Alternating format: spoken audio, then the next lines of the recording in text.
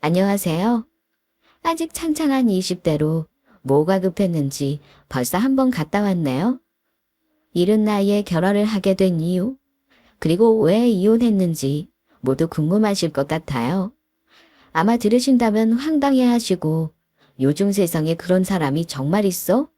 어이없어 하실 듯 하지만 있더라고요.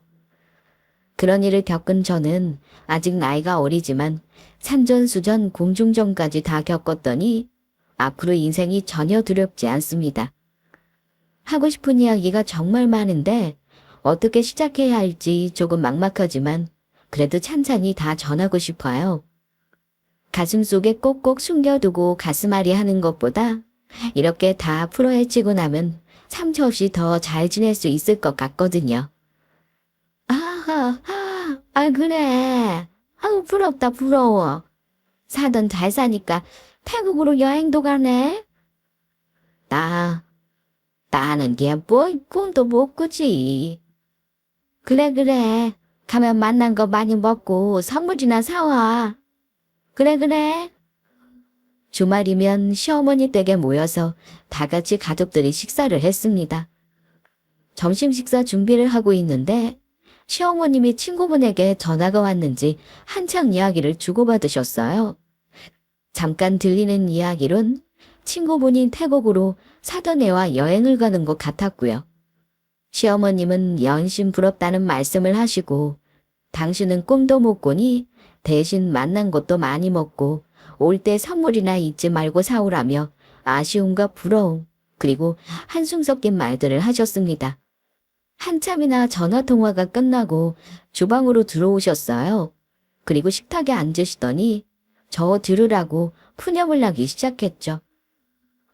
성우 친구 찬혁이 엄마 있잖니? 찬혁이가 올 주 결혼했는데 애가 그렇게 잘 산다더라. 얼마나 잘 사는지. 이번 휴가에 태국 여행 같이 가자고 했대. 숙박이나 비행기 다 예약했으니 몸만 오라고. 세상에 국내도 아니고 해외면 비행기 값이나 호텔 숙박 값이나 그 살아서 호강하는데 나는 명절날 그 흔한 과일이나 받고 에휴 내 팔자야. 식사 준비를 하고 있는 제 뒤에서 한참이나 제 흉을 보셨어요. 전 남편 고등학교 동창인데 한 동네 살다 보니 워낙 부모님들끼리도 친해서 졸업한 지 꽤 지났지만 서로 연락 주고 받고 식사도 하시는 것 같았습니다.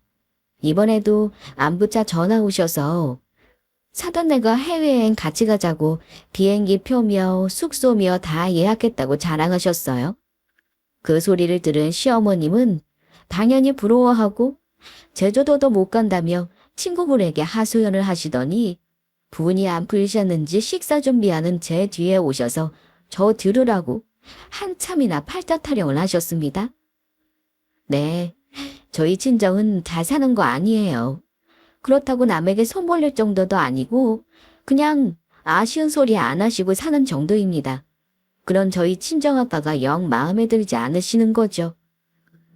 누구는 자식 잘 키웠다고 팬짓하고 똑같은 자식 열심히 키웠더니 나는 똥차네 똥차야. 자녀기네는 명절 때도 매번 한우 아니면 백화점 상품권으로 받는다는데. 애미야. 여기 카드 줄 테니 요 앞 정육점 가서 소고기 좀 사와라. 사돈 내가 카렌에서 사주지 못하면은 내가 돈이로라도 사 먹어야지. 예. 뭐하니? 없이 자랐으면 행동이라도 빨라야지. 아유, 내 속 터져서 제명에 못 살지 싶다. 어머님이 통화를 하신 것도 30분 이상이고 제가 식사 준비를 하는데 옆에서 하소연하신 것도 20분이 한참 지났어요. 그동안 저는 어머님이 드시고 싶다는 거 열심히 만들고 있었습니다.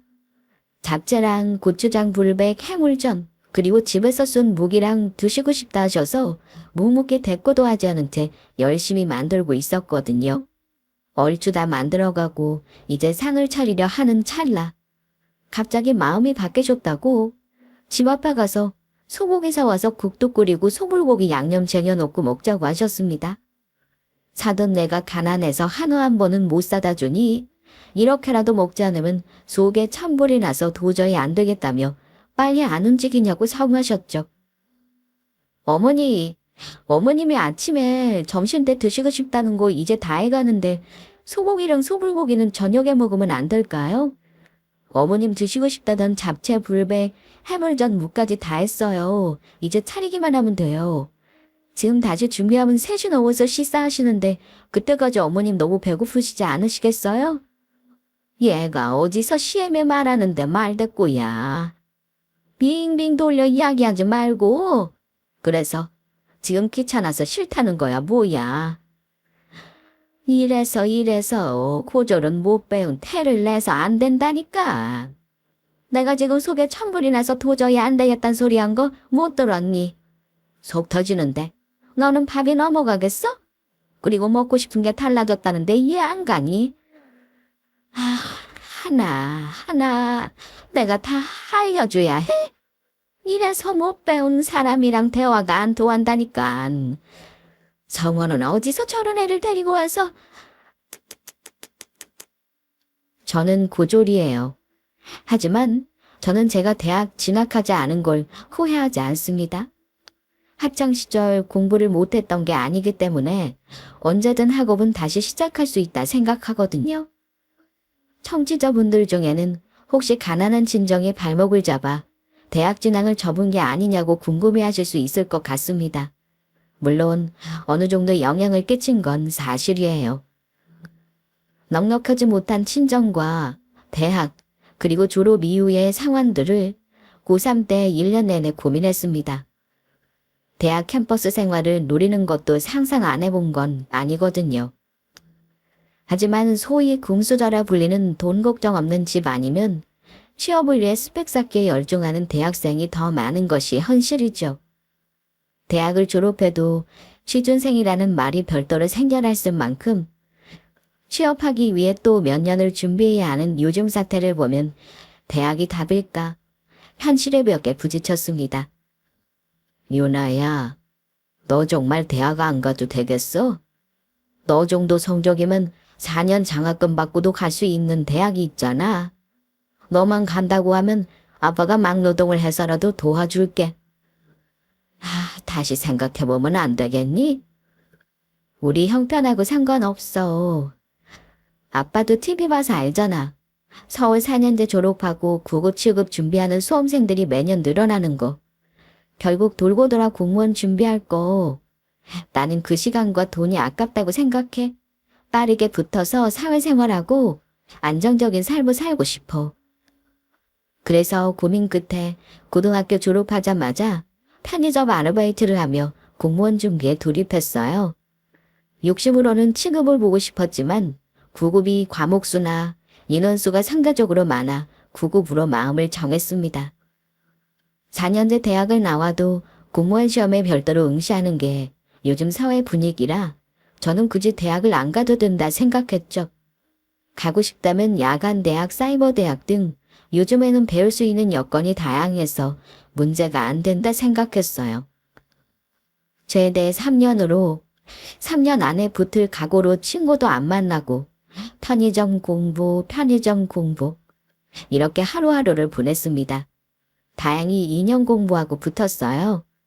고등학교 때도 공부를 잘했던 게 도움이 되었고 고등학교 때처럼 단순하게 세세한 것까지 암기해야 하는 공무원 시험이 저에겐 잘 맞았던 것 같습니다. 유나 씨, 나이가 어떻게 돼요? 엄청 어려 보이는데요. 저는 당연히 부서에서 제가 어릴 줄 알았는데 제가 졌네요. 저요? 저 올해 22살이에요. 고등학교 졸업하자마자 공무원 시험 보고 빠르게 사회생활 시작해서 그렇죠. 그러던 중 전 남편을 알게 되었어요. 시급으로 제가 있던 부서에 새로 발령이 나면서 안면을 트게 된 거죠. 전 남편은 4년제 다니던 중 휴학하고 2년 군대를 다녀오고 복학과 동시에 공무원 준비를 했다 했어요. 취업 기간을 단축하고 싶어 빠르게 시작했고 덕분에 대학교 졸업하고 2년 만에 7급에 붙은 거죠. 전 남편은 28살로 저와 6살 차이였습니다. 남편도 상당히 빠르게 시험에 응시하고 붙은 케이스로 둘 다 부서에서 직급 대비 어린 나이에 속해서 빠르게 가까워졌어요. 공무원이라는 안정적인 직장으로 결혼 진행도 빠른 셈이었죠. 연애 1년 하고 바로 결혼했거든요. 친정아빠는 안정적인 직장을 가진 젊은 남녀가 결혼한다는 소식에 정말 많이 축하해줬습니다. 안정적인 삶을 시작한다며 마음이 놓인다는 말도 하셨고요.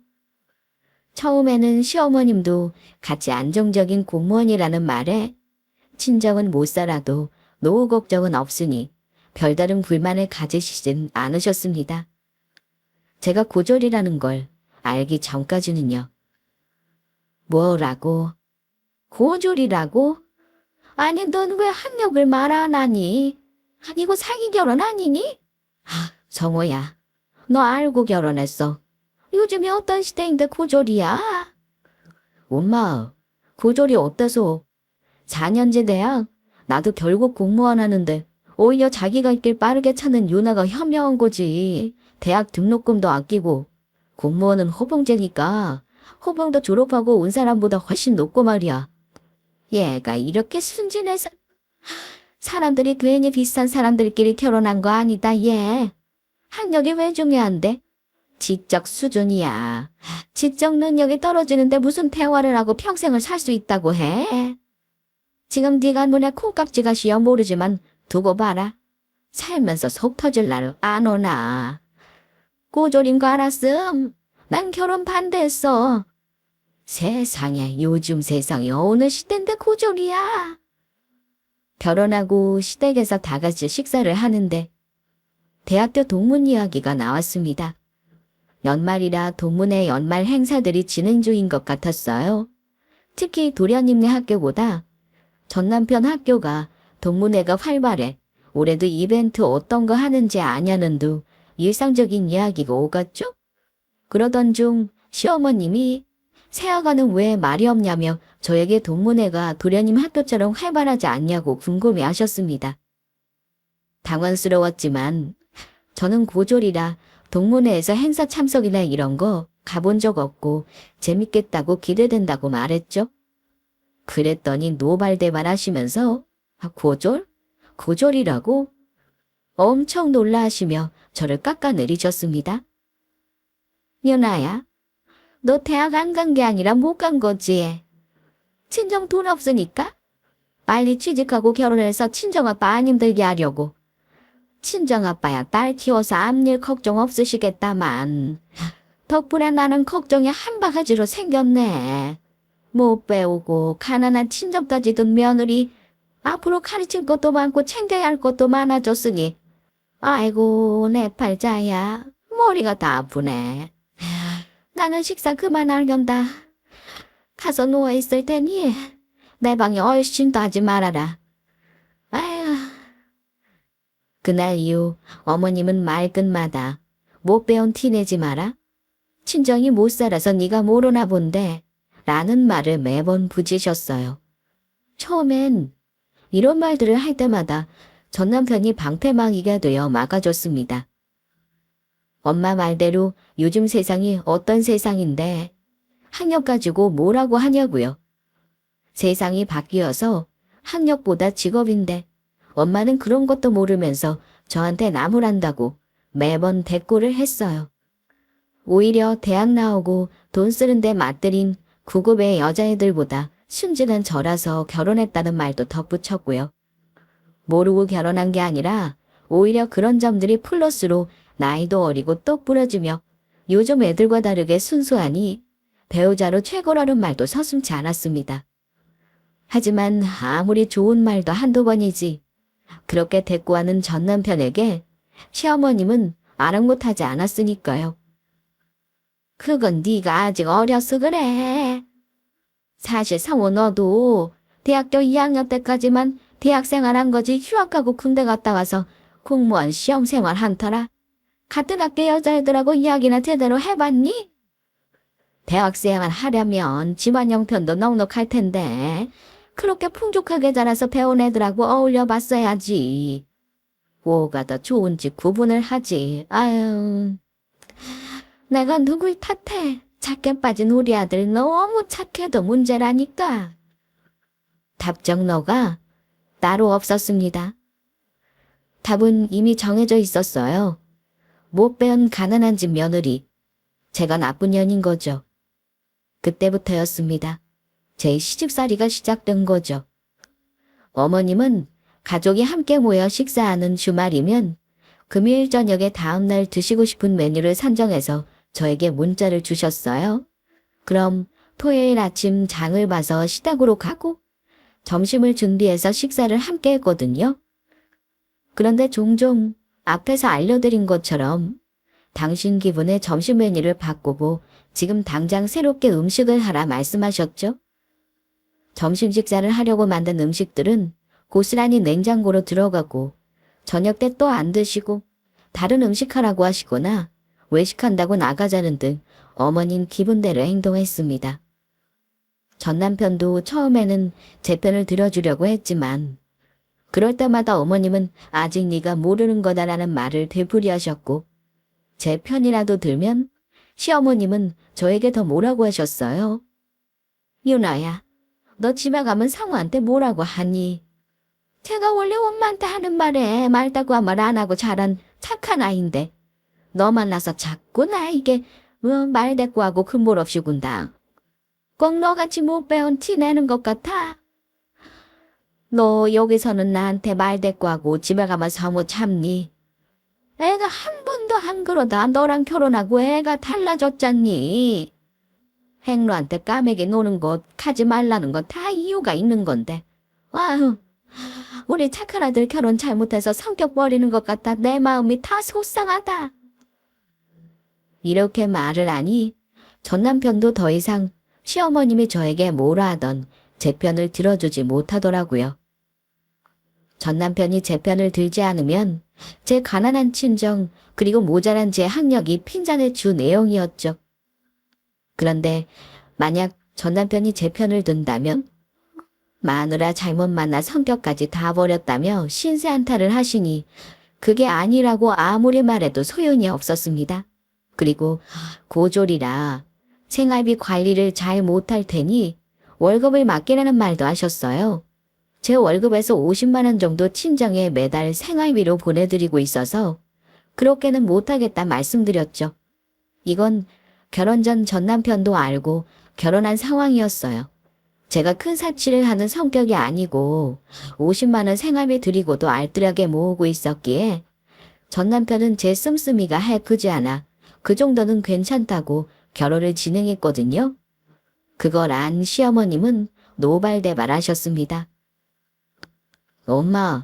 엄마도 그럼 용돈 드릴 때요. 유나는 결혼 전부터 그랬었고 그거 내가 알고 결혼했으니 그거 가지고 더 이상 말하지 않았으면 해요. 예? 나한테까지 용돈 주면 월백인데 누구 집에 이름이니? 그렇게 여기저기 다 퍼다주면 언제 돈 모아서 애 키우고 저축할 건데. 나는 됐다. 나는 내 아들 등골 빼먹기 싫으니 유나가 매일 주말에 와서 식사 준비해라. 나는 50만 원 돈으로 주지 말고 매주 와서 50만 원어치 집안 살림하는 걸로 하자꾸나. 그러면 내가 그 돈 받은 셈 치마. 시어머님은 제 월급 관리를 하고 싶어 말을 꺼냈는데 곤전도 못 찾고 오히려 제가 친정을 돕고 있다는 사실에 더 화를 내셨습니다. 친정이 가난해서 당신 아들 등골 빼먹는다며 당신은 용돈 대신 매주 와서 식사를 차리고 시댁 직정리를 하면 그 용돈 받는 셈 치겠다고 말씀하셨죠. 그렇게 매주 시댁 가서 함께 식사를 하게 된 거거든요. 지금 이렇게 사연을 보내며 제가 겪었던 일을 적는데 숨이 턱턱 막히는데 왜 그때는 숨이 막힌다 생각 못했는지 모르겠습니다. 그냥 친정아빠도 열심히 사셨는데 어디 가서 손 벌릴 정도로 창피하게 사신 것도 아닌데 시어머님이 이렇게 무시하고 구박할 정도인가 생각했어요. 학력으로 걸고 넘어질 때마다 야간 대학을 알아보며 대학교 졸업을 하면 나올까 고민도 했습니다. 그러면서 또 한편으로는 야간 되면 또 밤에 누가 배우냐고 창피하다 하실까 물어보고 결정할까? 저도 모르게 조금씩 시어머님이 하시는 말씀에 적응해가며 부족한 며느리, 못 배운 며느리, 친정이 가난해서 기 못 펴는 며느리로 어디 가서 내세울 구석 하나 없으니 이런 대우 받는구나 생각하고 지냈던 것 같아요. 그렇게 점점 지쳐갈 무렵 친정아빠가 위독하시다는 연락을 받았어요. 급작스런 일이라 당황스러웠죠. 아빠 이게 뭐야? 어디가 아프다고 이렇게 누워있는 건데? 보호자분, 환자 지금 안정이 필요합니다. 잠깐 나오세요. 나가서 이야기합시다. 친정아빠가 위독하시다는 연락을 받고 급하게 병원으로 갔는데 진정제를 맞으셨는지 중환자실에 누워 계셨습니다. 당황해서 목소리가 높아지는 저에게 간호사가 밖에서 이야기하자고 저를 밖으로 데리고 나갔어요. 장기침이 멈추지 않아서 동네 병원에 갔다가 폐에 물이 찬 것 같다는 소견을 받으시고 대학병원으로 급하게 오셨는데 폐에 물 찬 걸 빼는 과정에서 복합적인 증상들이 하나둘 발생하면서 위독하시다 했습니다. 정확하게 기억나지 않지만 암 말기로 얼마 남지 않았다는 것이 기억남아요. 어떻게 그 이야기를 들었는지 아빠가 위독하다고 말하는 간호사 말에 혼자 고군분투하며 저를 케어했던 아빠가 떠올랐거든요. 결혼했다고 시어머님 잔소리에 시댁 신경 쓰기만 했지. 생활비 조금 보태드리면서 아빠 얼굴 한번 제대로 보지 못했던 지난 날들이 머릿속을 스쳐 지나갔습니다. 아빠 미안해. 내가 잘못했어. 내가 아빠 한 번이라도 더 봤다면 아빠 아픈 거 알아챘을 텐데. 하염없이 눈물이 쏟아져 나왔어요.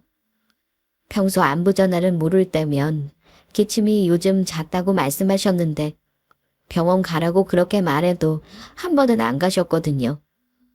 한 번이라도 퇴근 후 일찍 친정에 들렸다면, 아니 휴가라도 한 번 내고 아빠 손잡고 병원에라도 데리고 갈걸. 어떻게 그 한 번을 안 했을까 하는 죄책감에 마음이 무너져 내렸습니다. 아빠에게 남은 시간은 고작 한 달. 그것도 아빠가 잘 버텨준다는 전제였어요. 연아야, 행복해야 해. 아빠는 건강이 계속해서 악화되면서 깨어있으면 그 통증을 온전히 견디지 못해 수면제를 거의 자다시피 하셨어요. 그러다 정신을 차리면 제 손을 꼭 붙잡고 행복해야 한다는 말을 되풀이하셨습니다.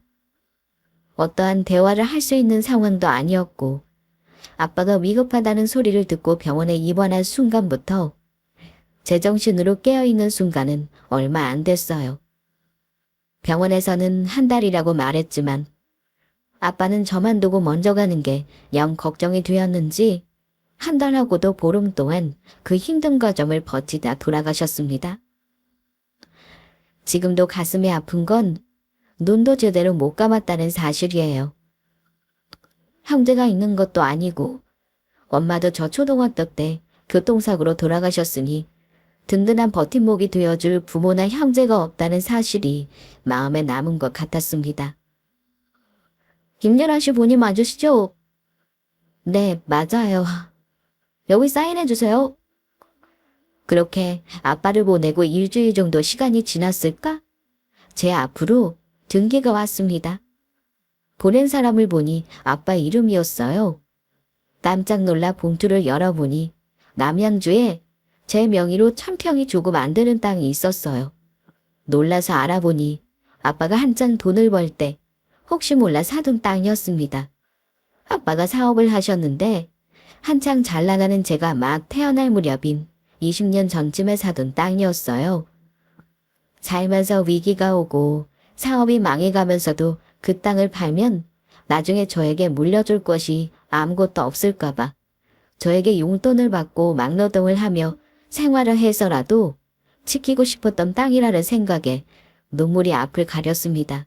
그리고 유언장과 함께 편지도 있었어요. 사랑하는 내 딸 유나에게 이 편지를 네가 받을 때면 나는 이 세상에 없겠구나. 엄마가 너 어릴 때 사고로 세상을 먼저 가고 나니 아빠도 언제 어떻게 될지 모른다는 생각에 이 땅을 사용할 수 없었어. 가끔 아빠도 생각했단다. 혹시 내가 이 땅을 팔아 다시 사업을 했다면 너에게 더 좋은 환경을 줄 수 있었을까?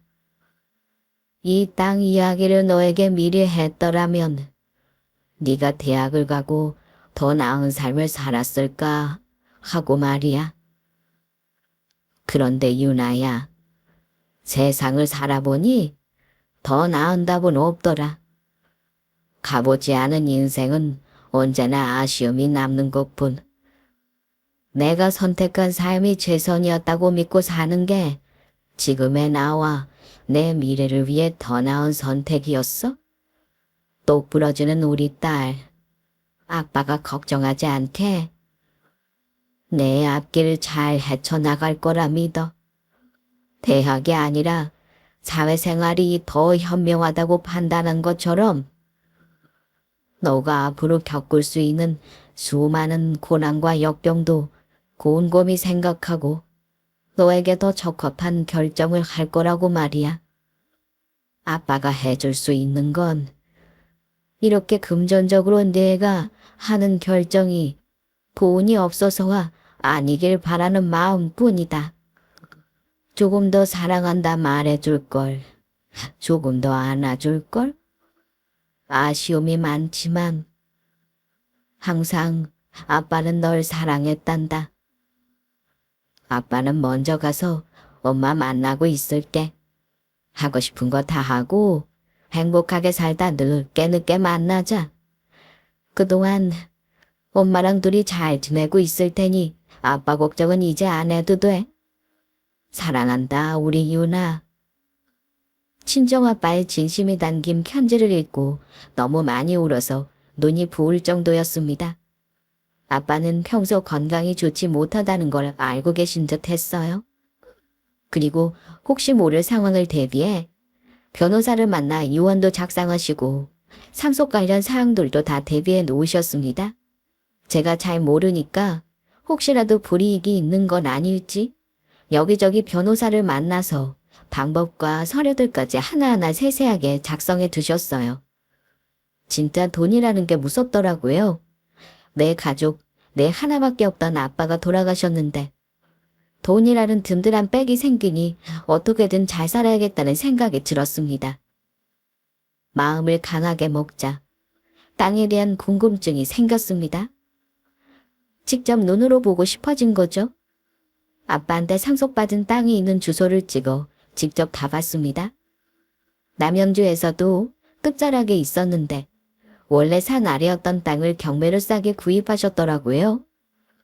지금은 땅 옆으로 도로가 나 있고 주변에 신도시가 들어오면서 땅값이 엄청 오른 상태였어요.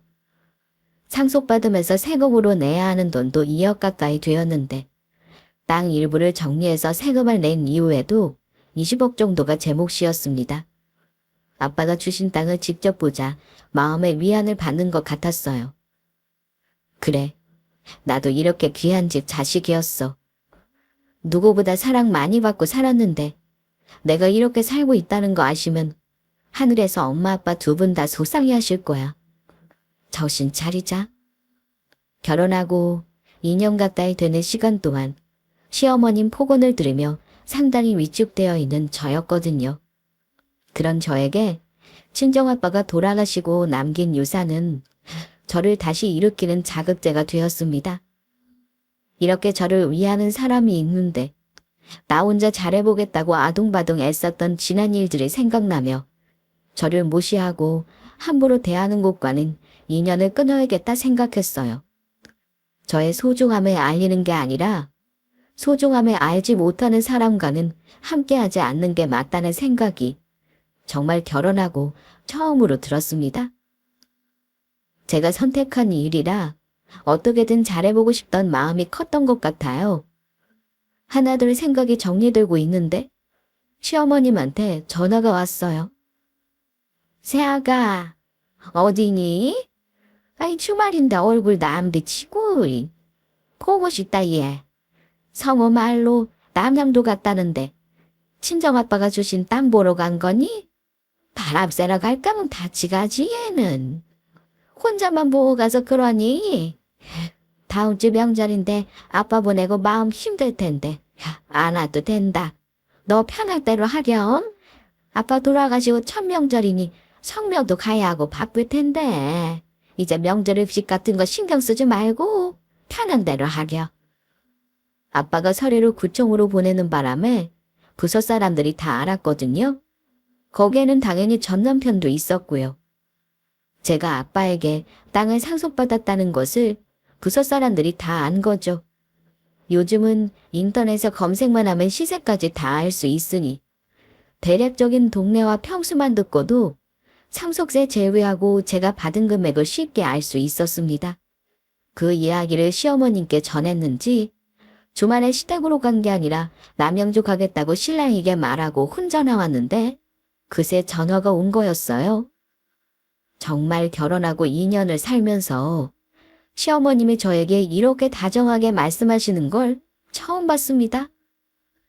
아마 아빠 편지를 받지 않았다면, 제가 마음을 다시 잡지 않았다면 시어머님이 저를 배려해 준다고 멍청하게 생각했을 수 있을 것 같아요. 그리곤 어머님 말씀하시는 것처럼 저희 친정 가난하지 않아요. 이렇게 돈 있어요. 이제 어머님도 잘난 며느리 덕에 어디 가서 자랑하고 사시면서 오히려 제 눈치 보시겠네요. 라고 아찔한 생각을 했을지 모르죠. 바보 같다 하실 수 있는데 사람이 그러더라고요. 가스라이팅이라고 계속 같은 소리를 듣고 문제가 있다 모자라다 들으면 처음에는 아니야라고 강력하게 반발할 수 있지만 차츰 그런가 싶다가 가슴에 쌓이고 쥐가 죽거든요. 제가 딱 그랬으니까요. 하지만 아빠 덕분에 정신을 차려보니 시어머님이 저러는 건 다 꼼꼼이가 있구나. 사람이 참 못났다 싶었습니다. 자기야, 땅 잘 보고 왔어. 부서 사람들이 남양주면 평당 200만 원은 넘을 거라는데 아버님이 남겨주신 땅 800평이 넘는댔지. 상속세도 꽤 많이 나간다는데 그래도 그게 얼마야? 이제 우리 엄마 며느리 친정 못 산다고 어디 가서 뒷담화도 못 하겠네? 아빠가 물려주신 땅을 보고 집으로 돌아왔는데 전 남편은 뭐가 신났는지 싱글벙글 난리도 아니었습니다. 무엇보다 이제 아버님은 돌아가셨지만 물려주신 땅이 있으니 이제 엄마 어디 가서 가난한 며느리라고 흉 못 보게 생겼으니 속이 다 후련하다고 말하는데 왜 저는 왜 하나도 반갑게 들리지 않는 건지 못 믿었게 쳐다보고 있는데 이 사람은 더 이상 내 편이 아니구나 싶은 발언을 했어요. 자기, 이제 대학도 가서 학위도 따. 그러면 우리 엄마 이제 당신한테 꼼짝 못하겠다. 매번 어디 가서 부끄러운 며느리라는 소리 못하시겠지. 이 소리를 듣는데 이 사람도 내가 부끄러웠나 보구나 싶었습니다. 그리고 또 하나 드는 생각은 저에게 생긴 유산이 왜 시어머님하고 자꾸 연관이 되는지였어요. 왜 계속 모든 말끝마다 이제 시어머님이 부끄러워하지 않겠다. 뒷담화 못하겠다. 그렇게 말하는데 이 사람은 제 편이 되어 저를 지켜주지 못하겠다 생각이 들었습니다. 그러던 중 시어머님한테 또 전화가 왔어요. 저런 말들을 하는 신랑을 앞에 두고 전화를 받았어요. 새아가, 집에 들어왔니? 그래, 마음은 좀 편해졌고. 땅은 어떻게 할 거니? 팔 거니? 아니면 그대로 둘 거니? 우리도 이제 해외여행도 가고 그러는 거니? 지난번 사돈 댁이 해외여행 보내줬다던 성우동창 찬혁이 엄마. 찬혁이 여동생이 글쎄 대학교 졸업하고 3년째 부국 공무원 시험 준비한다지 않니? 그래서 내가 우리 며느리 고등학교 졸업하자마자 구급 딱 붙어서 대학 학비 아끼고 얼마나 현명한지 모른다고 내가 한 소리 했다. 사람 일은 모르는 거라니까. 시어머님은 저에게 이름이 아닌 새아가라는 호칭이 쑥쑥 나오는 것 같았습니다. 결혼하고 2년 동안 한 번도 새아가라 불러주신 적 없었는데 돈의 위력이라는 게 이런 건가 싶었죠. 상속받은 땅을 어떻게 할지 생각도 안 했는데 벌써부터 시어머님은 해외여행도 가고 떵떵거리게 살 수 있다며 좋아하셨습니다. 늘 고졸이라고 부족한 며느리라고 구박하셔 놓고선 이제 와서 현명한 며느리라고 대학교 졸업해도 아무짝에도 쓸모없다고 말씀하셨죠. 당신 아들은 7급을 붙었지만 친구 딸은 대학을 졸업하고도 9급이라니라고 덧붙이시며 쯧쯧 혀를 내두르셨어요. 네, 어머님. 이제 해외여행도 가고 저희도 남들처럼 살아야죠. 저희는 동남아 쪽 말고 유럽으로 가요. 유럽? 거기는 비행기 값만 왕복 1,000만 원이 넘는 곳 아니니. 어머, 내가 다 늙어 며느리 덕에 호가 난다. 알았다, 찬혁이 엄마한테 당장 전화해야겠다. 우선 끊자. 유럽으로 여행 가자는 말에 시어머님은 뭐가 신나셨는지 당장 친구들에게 자랑 전화해야 한다고 전화를 끊으셨습니다. 그리고 저에게 개나 소나 다 가는 동남아 간다고 자랑했던 친구들한테 싹 다 전화 돌려서 기죽여야겠다며 콧노래를 흥얼거리셨죠. 그렇게 시어머니께 말하고 평일에 퇴근하고 시댁에 들렀습니다. 시어머님이 결혼한 지 2년이 돼도 아이가 안 생기니 걱정되신다며 한약한 제 지어왔다고 와서 가지고 가라 하셨거든요. 저는 왜 이제 와서 저에게 잘해주는지 너무나 잘 알고 있었죠. 시커먼 속내를 다 알고 있으니 이렇게 제 앞에서 알랑방귀 끼는 시어머니가 그저 우스웠습니다. 새아가 왔니? 내가 있잖니. 친구들한테 전화 싹 돌렸잖니. 우리 새아기가 친정이 사실 엄청 잘 살았다고 내가 네 집 팍팍 살려줬단다. 하나밖에 없는 아빠 돌아가시고 상속받은 땅이 무려 20억이 넘는다고. 그거 상속받고 이제 행복하게 살자며 하나밖에 없는 우리 며느라가가 동남아 말고 유럽으로 여행 가자고 했다고 내가 자랑했다. 유럽 가는 비행기표만 왕복 1,000만 원이 넘는데 우리 가족 다 가자고 했다고 말이야. 내 어찌나 속이 다 후련하든지. 그래 새하다. 앞으로는 우리 하고 싶은 것만 하고 살자. 힘들게 살지 말고. 시어머님은 친구들에게 실컷 자랑했다며 우리 여행 가는 일정은 언제쯤인지 물어보셨어요. 시간을 알고 있어야 옷도 준비했나 봐서 말이죠. 그런 시어머님을 보고 있자니 어이가 없었습니다. 준비해간 서리봉투를 조용히 시어머님께 드렸어요. 이게 뭐니? 이혼? 아니 얘가 자다가 퐁청 두드리는 소리를 하고 있어. 왜 이혼이니? 찢어지게 가난하고 고졸이라 모자란 며느리 받아줬더니 유산 받고 나니 왜? 돈이 아까워? 이제 우리 가족 행복하게 살자고 유럽 여행 가자고 네가 네 입으로 말했잖아. 너 입이 있으면 말을 해봐. 네가 네 입으로 말해놓고 뭐 이웃설이요. 어머님, 언제부터 어머님이 제 가족이었어요? 가족이라면서 언제 저 챙겨주신 적 있으세요? 친정오빠 한 분 계신 거 뻔히 알면서도 주말에 매번 불러서 밥하고 집안 살림만 하시고 고절에 가난한 친정 창피하다고 지난 2년 동안 저 달달 볶으셨잖아요. 그러는 어머님이야말로 제가 가난한 줄 알았던 친정에서 20억 상속받고 나니 태도가 달라져도 너무 달라지신 거 아니에요. 하늘이 부끄러운 줄 아세요. 그런 어머님한테 욕먹으며 사는 지난 2년 동안 제 편 들어준 것도 아니면서 유산 받고 나서 대학 가라고 등 떠미는 상호 씨도 이젠 제 가족이 아니에요. 씨 뿌린 대로 거둔다고 그러게 저한테 잘해주시지 그랬어요. 여행은 무슨 여행이에요? 이제 평생 볼 일 없어요. 성호야, 성호 어딨어? 아유 투는 푸릅 두고 시어머니한테 말하는 꼴 좀 봐라. 어이구 뒷목이야. 성호야, 하기 서먹고. 그렇게 뒷목 잡고 악을 쓰시는 시어머님을 뒤로 한 채 집을 나왔습니다. 더 이상은 거기 있을 필요가 없으니까요. 친정아빠 생활비로 50만 원 보태드리는 게 뭔 죄라고. 그거 책 잡혀서 정말 그렇게 종처럼 무시당하고 사는 게 당연하다 생각했더니 지금 생각하면 어이가 없어 헛웃음도 안 나와요. 말이야 바른 말로. 지금 4년째 나와 3년 준비했으면 내년에 붙어도 저랑 8년 차이가 나는데 호봉으로 따지면 제가 더 유리한 거잖아요. 그런 건 하나도 안 들으시고 그저 고절 못 사는 집 며느리라고 구박하시더니 돈에 달라지는 시어머님 전납턴하고 더 이상 함께할 이유가 없었습니다. 그렇게 이혼하고 지금은 혼자입니다. 너무 빨리 세상을 알아버린 느낌이에요. 어른인 척 선택한 일을 혼자 어떻게든 해결해 보려 했으니까요. 아빠가 편지에 썼던 것처럼 내가 선택한 일이 최선이라 생각하고 열심히 아들과도 살고 싶었는지 모르겠어요. 이른 나이에 결혼했으니 남들도 다 이렇게 사는 줄 알았고요. 그런데 참 웃기죠.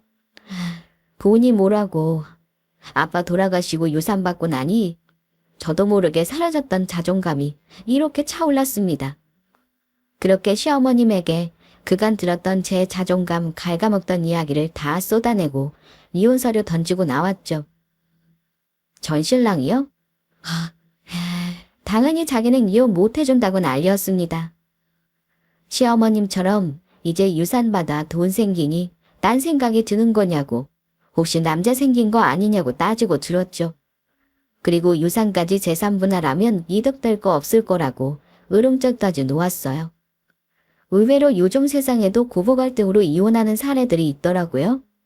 그리고 저는 친정에 생활비를 드렸지만 주말마다 시댁에서 가정부처럼 부려먹던 것, 그간 들었던 풍원 등이 다 사유로 인정받으면서 오히려 저에게 전 남편이 위자료를 줘야 할 상황이었습니다. 그 사실을 전해 들은 시어머님이 개거품을 물며 고래고래 소리 질렀다는 소리는 건너 전해 들었고요. 저 진짜 산전수전 다 겪었죠. 20대 중반인데 부모님도 다 돌아가시고 결혼도 해봤고 유산 상속으로 드라마틱한 반전 금수저까지는 아니더라도 은수저 대열에는 오른 것 같아요. 앞으로 어떻게 살아야 할진 모르겠습니다. 우선 구청에는 휴직을 신청하고 부서도 변경을 신청해둘 상태예요. 꼭 제가 다른 곳으로 옮길 필요는 없는데 저를 아예 모르는 곳에서 새롭게 시작하고 싶은 마음입니다. 색안경 끼는 사람 없는 곳에서요. 오늘 이렇게 사연을 보내는 건 응원을 받고 싶어서입니다. 속이 후련해야 하는데 아직도 가슴 한켠에 먹먹한 구석이 남아있어요. 어쩌면 엄마도 아빠도 이렇게 저 먼저 두고 가려고 제가 호되게 세상 공부를 한 게 아닌가 싶기도 하고요. 엄마도 아빠도 이제는 볼 수 없는데 따뜻한 말 한마디가 그리워지네요. 끝까지 사연 읽어주셔서 감사해요. 마지막으로 엄마 아빠에게 이 말 전하고 싶어요. 엄마 아빠, 여기 나 응원해주시는 분들 있어. 내 걱정 말고 행복하게 사는 모습 지켜봐줘. 사랑해 엄마 아빠.